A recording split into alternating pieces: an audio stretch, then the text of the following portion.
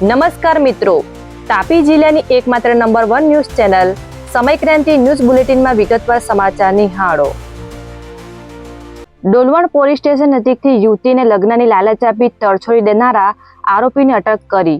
ડોલવણ તાલુકાના એક ગામની સગીરાને કણધા ગામનો શ્રેયસ પટેલે યુવતીને પ્રેમ જાળમાં ફસાવી યુવતીના મરજી વિરુદ્ધ શરીર સંબંધ બાંધી યુવતીને ગર્ભવતી બનાવી દેવાના ગુનામાં પોલીસે આરોપી શ્રેયસ પટેલને ડોલવણ પોલીસ સ્ટેશન નજીકથી ઝડપી લીધો છે અને કાર્યવાહી હાથ ધરી છે, જે બાબતની માહિતી સાંજે 4 કલાકે પ્રાપ્ત થઈ હતી।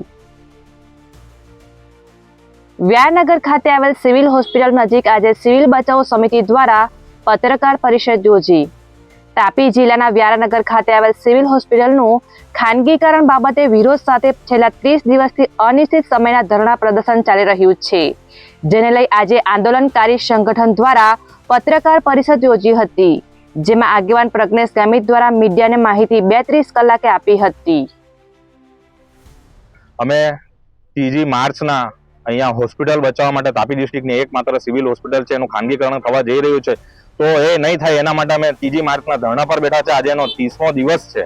30 દિવસ થયા હોવા છતાં આજ સુધી ના કે તંત્ર તરફથી કે ચૂંટાયેલા પ્રતિનિધિ તરફથી અમારો સંપર્ક કરવામાં આવ્યો નથી અમારો અવાજ વિધાનસભામાં ઉઠાવવામાં આવ્યો। અમારી જે મુખ્ય માંગો હતી કે આ સરકારી હોસ્પિટલ સરકારી રહેવા દો, અમને બોલાવીને અમને બાહેંધરી આપી હતી, લેખિતમાં આપીશું, પણ હજુ સુધી બાહેંધરી આપી નથી। એટલે કઈક અંશે એ લોકો અમારો વિશ્વાસ ગુમાવી રહી છે સરકાર, કે જન કલ્યાણના કામો કરવાની વાત કરે છે પણ જન કલ્યાણના કામો અંદર કરવાનો એમને ઇન્ટરેસ્ટ નથી દેખાયો। અને અમે આ જે આંદોલન છે આજે 30 દિવસ પૂર્ણ થયા અને હવે પછી અમે 1 મે ગુજરાત સ્થાપના દિવસ અને મજૂર દિવસ છે તે દિવસ સુધી અમારું આ આંદોલન લંબાવ્યું છે। હવે પછીની રણનીતિ અમારી પ્રતિક ધરણાનો કાર્યક્રમ અમારો ચાલુ રહેશે। બીજું છે, ગુજરાતમાં આદિવાસી બહુ જિલ્લાઓમાં ગામે ગામ જનસંપર્ક અભિયાન કરવામાં આવશે અને દરેક જિલ્લામાં સંમેલન કરી મહામહિમ રાજ્યપાલશ્રીને જિલ્લા કલેક્ટરશ્રી મારફતે આવેદન આપવામાં આવશે। અને ચોથું છે, 1 મેએ વિશ્વ મજૂર દિને તેમજ ગુજરાત સ્થાપના દિવસની ઉજવણી નિમિત્તે રાજ્ય કક્ષાનું સંમેલન કરી આગળના કાર્યક્રમની જાહેરાત કરીશ। એટલે 1 મેના દિવસે આખા ગુજરાતનો આદિવાસી સમાજનો અને બીજા સમુદાયનો એસટી, એસસી અને ઓબીસી નો અને ગરીબ લોકોનો બધાને અહીંયા ભેગો કરીને આખા ગુજરાતનો મોટામાં મોટો કાર્યક્રમ અમે તાપી ડિસ્ટ્રિક્ટ પ્રત્યે આપીશું। અને અમારી જે મુખ્ય માંગ છે એ સરકારી હોસ્પિટલ સરકારી રહેવા દે, એનું પ્રાઇવેટીકરણ કોઈ પણ ભોગે થવા દેશું નહીં। અને બીજા અમારા 11 મુદ્દાઓ છે અને 11 મુદ્દાનો કાર્યક્રમ પછી અમે ઘોષિત કરીશું। સોંગળ ગૌશાળા નજીક મોપેડ પર જતી યુવતીને પરણેલા પુરુષે છેડતી કરતા પોલીસ ફરિયાદ નોંધાઈ। તાપી જિલ્લાના સોંગળ નગર ખાતે આવેલ ગૌશાળા નજીક મોપેડ પર જતી યુવતીને એક કારમાં આવેલ ફિલિપભાઈ ગામિત નામના પુરુષે યુવતીને ઊભી રાખી યુવતીના ચશ્મા કાઢી નાખી તેનો હાથ પકડી અને ગાળાગાળી કરી જાનથી મારી નાખવાની ધમકી યુવતીને અપાતા યુવતીએ પોલીસ મથકે ફરિયાદ નોંધાવી છે, જે બાબતની માહિતી 2 કલાકે પ્રાપ્ત થઈ હતી। તાપી જિલ્લા ભારતીય જનતા પાર્ટી દ્વારા આજે કલેક્ટરને આવેદનપત્ર આપી રજૂઆત કરી। તાપી જિલ્લા ભારતીય જનતા પાર્ટીના પ્રમુખ સુરતભાઈ વસાવાની આગેવાનીમાં આજે જિલ્લા કલેક્ટરને એક આવેદનપત્ર આપવામાં આવ્યું હતું, જેમાં વ્યારનગરમાં આવેલા મંદિરો અને ધાર્મિક સ્થળોની મિલકત નિયમબદ્ધ કરવાની અરજીઓ પર સત્વરે કાર્યવાહી કરવામાં આવે તેવી માંગ કરાઈ હતી, જ્યાં મહામંત્રી સહિત મંદિરોના આગેવાનો જોડાયા હતા, જે બાબતની માહિતી સાંજે 4 કલાકે પ્રાપ્ત થઈ હતી।